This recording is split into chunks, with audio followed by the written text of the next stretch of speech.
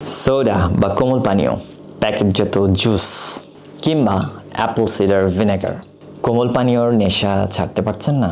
এ ধরনের যেসব citrus fruit juice রয়েছে, সেটা প্যাকেটজাত হোক বা অ্যাসিডিক যেসব আমরা ফলের জুস খাই সেগুলো হোক, সব ক্ষেত্রে আমরা জানি অ্যাসিডিক যেসব জুস বা কন্টেন্ট রয়েছে এগুলো কিন্তু আমাদের এনামেলকে মারাত্মকভাবে ক্ষয় করে দেয় এবং এই এনামেল ক্ষয়ের মাধ্যমে আপনার দাঁতে দ্রুত শিরশির অনুভূতি ডেভেলপ করে, ধীরে ধীরে আরও ফার্দার ক্যারিয়াস লেশনের দিকে প্রোগ্রেশন নিতে পারে।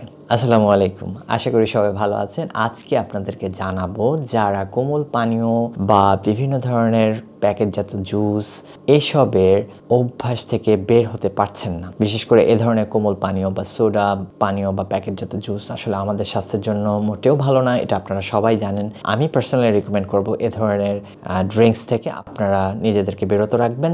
আর একান্ত যদি ছাড়তেই না পারেন সেক্ষেত্রে আমি আপনাদেরকে সাজেশন দিব অবশ্যই একটা সিম্পল সলিউশনের মাধ্যমে যেসব দাঁতের ক্ষতি আছে সেই ক্ষতিগুলো থেকে নিজেদেরকে নিরাপদ রাখতে পারেন।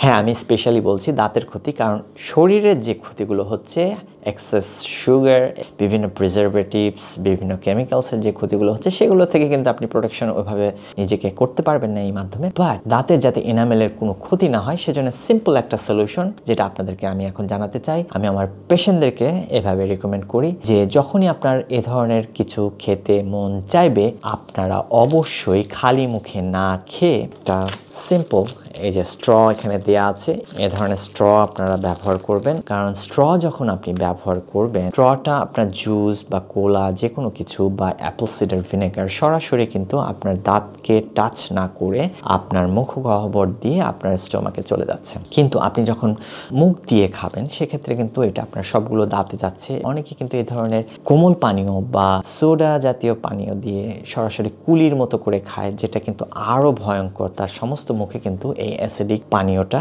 তা লাগার কারণে সম্পূর্ণ মুখে শিরশির অনুভূতি বা সেন্সিটিভিটি ডেভেলপ করে। সো আপনারা যে কোনো এ ধরনের জুস খেলে প্রথমে যেটা করবেন, একটা স্ট্র কালেক্ট করবেন, স্ট্র দিয়ে আপনারা এটা খাবেন। ওকে। আর এ ধরনের কোলার ক্ষেত্রেও আমি অবশ্যই রিকমেন্ড করব, যদি আপনাদের একান্ত খেতেই হয়, খাবার ব্যাপারে আসলে আমি কখনোই পরামর্শ দেব না, সেটা যে ধরনের কোলাই হোক, আপনারা এটাও এভাবে মুখ দিয়ে সরাসরি না খেয়ে যে কোনো ধরনের স্ট্র সেটা আপনার কাছে অ্যাভেলেবল থাকুক বা দোকান থেকে হোক, আপনার স্ট্র ইউজ করে খাবেন। Too much sugar. এছাড়া অনেকেই অ্যাপল সিডার ভিনেগারের কথা জানেন, সেটা কিন্তু খুবই অ্যাসিডিক একটা কন্টেন্ট। এই অ্যাপল সিডার ভিনেগার যারা আপনারা পান করেন তারাও কিন্তু আসলে সেটাকে ডাইলুট করে নেবেন ওয়াটারের সাথে, অবশ্যই স্ট্র ব্যবহার করবেন, নতুবা কিন্তু আপনার এনামেল লেয়ারের অনেক ক্ষতি সাধন হতে পারে।